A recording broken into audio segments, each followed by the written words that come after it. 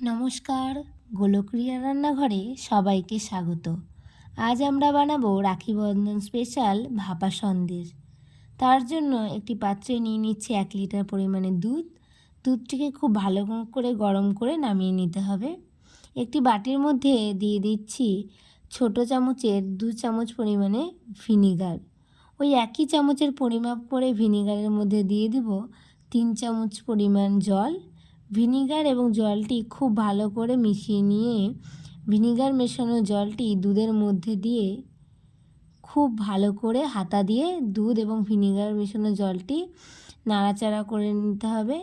এখানে দুধ থেকে সুন্দরভাবে ছানা কেটে গেছে। এই ছানাটি একটি পাত্রের মধ্যে নিয়ে নিচ্ছি। পাত্রের মধ্যে দিয়ে দিচ্ছি কিছুটা পরিমাণে ঠান্ডা জল। ঠান্ডা জল দিয়ে খুব ভালো করে ছানাটা ধুয়ে নিচ্ছি, যাতে ভিনিগারের যে টক ভাব ছানার মধ্যে না থাকে। খুব ভালো করে ছানার জলটা ঝরিয়ে নিয়েছি। দিয়ে দিচ্ছি একটি মিক্সির জারের মধ্যে আমাদের যে জল ঝরানো ছানাটা আছে সেটি। তার মধ্যে দিয়ে দিচ্ছি 1 চামচ পরিমাণে গুঁড়ো দুধ। এখানে আপনারা গুঁড়ো দুধের পরিবর্তে লিকুইড দুধও ব্যবহার করতে পারেন। দিয়ে দিচ্ছি ওই একই চামচের পরিমাপ করে 5 চামচ চিনি। চিনিটা আপনারা আপনাদের স্বাদ অনুযায়ী ব্যবহার করবেন। এর মধ্যে দিয়ে দিচ্ছি কয়েকটা এলাচের দানা। এলাচের দানা দিয়ে খুব ভালো করে মিশ্রণটি ঘুরিয়ে নিতে হবে। দেখুন, এখানে মিশ্রণটি খুব একটা বেশি পাতলাও হবে না, আবার খুব একটা বেশি ঘনও হবে না। নিয়ে নিচ্ছি একটি বাটি।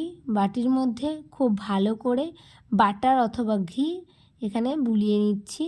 আমাদের যে মিশ্রণটি রেডি করেছিলাম সেটি বাটির মধ্যে ঢেলে দিচ্ছি। উপর থেকে দিয়ে দিচ্ছি সৌন্দর্যের জন্য কয়েকটা কেশর। এবার একটি বাটির মধ্যে দিয়ে দিচ্ছি 1 লিটারের কম জল। এখানে বাটির মধ্যে মাঝ বরাবর একটি স্ট্যান্ড বসিয়ে দিচ্ছি। স্ট্যান্ডের অর্ধেক বরাবর যেন জলটি থাকে। আমাদের যে মিশ্রণের বাটিটি সেটি স্ট্যান্ডের উপরে রেখে ঢাকনা দিয়ে খুব ভালো করে ঢেকে দিতে হবে, যাতে কোনোভাবেই বাষ্পটা না বেরিয়ে যায়। এখানে দেখুন আমাদের মিশ্রণটি হয়ে গেছে বুঝবো, তার জন্য একটা আমি ছুরি নিয়েছি। ছুরিতে মাঝ বরাবর দিচ্ছি। দেখুন আমার ছুরিটি সুন্দরভাবে বেরিয়ে এসেছে। এরপরে সুন্দরভাবে ঠান্ডা করে নিতে হবে। কৌটোটা ঠান্ডা হয়ে গেলে একটি প্লেটের মধ্যে নামিয়ে প্রথমে আমি লম্বা বরাবর আস্তে আস্তে খুব সাবধানে কেটে নিচ্ছি।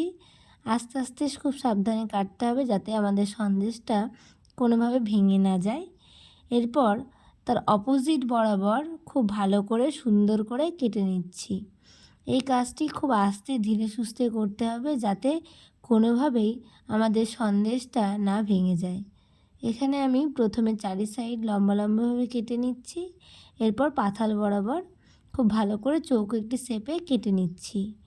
ভিডিওটি ভালো লাগলে অবশ্যই লাইক, কমেন্ট এবং শেয়ার করে দেবেন।